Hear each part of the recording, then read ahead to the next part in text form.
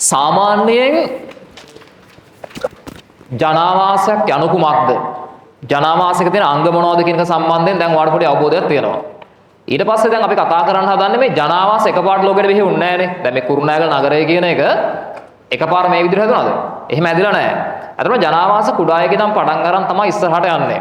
ඒතර මෙන්න මේ ජනාවාස ආරම්භ වෙච්ච කාලයක් තියෙනවා. ඒ කාලේ ඉඳන් මේ දක්වා ජනාවාස වෙනස් වෙමින් ආපු විදිහ අපි කියනවා ජනාවාස විකාශනය කියලා.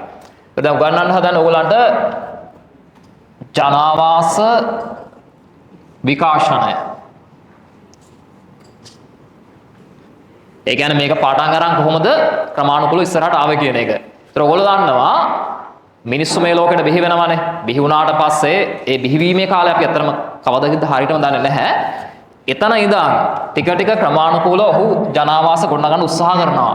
ඒතර මුල්ම කාලේ ඔය අහලා තියෙන විදිහට මිනිස්සු ඉඳලා තියෙන්නේ ගල් ගුහා අර විදිහට ගස් බෙන වගේ තැන්වල. ඒතර අන්නේ යුගයට අපි කියනවා ජනාවාස බිහි වෙච්ච මුල්ම යුගය. නැත්නම් අපි කියනවා ආදි ශිලා යුගය කියලා. එතකොට මේ ආදි ශිලා යුගයේ තමයි ජනාවාස බිහි වුණායයි අපි විශ්වාස කරන්නේ. පැහැදිලිද? එතකොට මේ කාලේදී බිහි වෙලා තියෙන්නේ විධිමත් ජනාවාස නෙමෙයි. සාමාන්‍ය දැන් අපේ ගෙදරක හොඳට දොරවල් තියෙනවා, වහලේ තියෙනවා නේද? ඒ වගේ සංවිධානාත්මක බවක් තියෙනවානේ. හැබැයි මුල් කාලේ මිනිස්සු හිටියේ ගල් ගුහාවල. එහෙම නැත්නම් විශාල ගස්වල බෙනවල. අන්න ඒ විදිහට සංවිධානයක් නැති අවිධිමත් ආකාරයේ ජනාවාස බිහි වෙච්ච මුල්ම අවස්ථාව විදිහට අපි සලකනවා මොකද්ද? ආදි ශිලා යුගය කියන එක. එතනින් පස්සේ තව යුග කිහිපයක් අපි කතා කරනවා 2 3 4 සහ 5 ආදී වශයෙන්.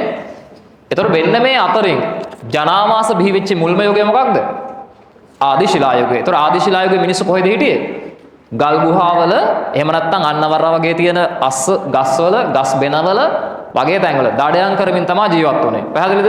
එහෙනම් සංවිධානයක් නැති ජනාවාස බිහි වෙච්ච මුල්ම යුගයට අපි කියන මොකක්ද? ආදි ශිලා යුගය කියලා. රයිට්. අපි ඒක සටහන දාගමු.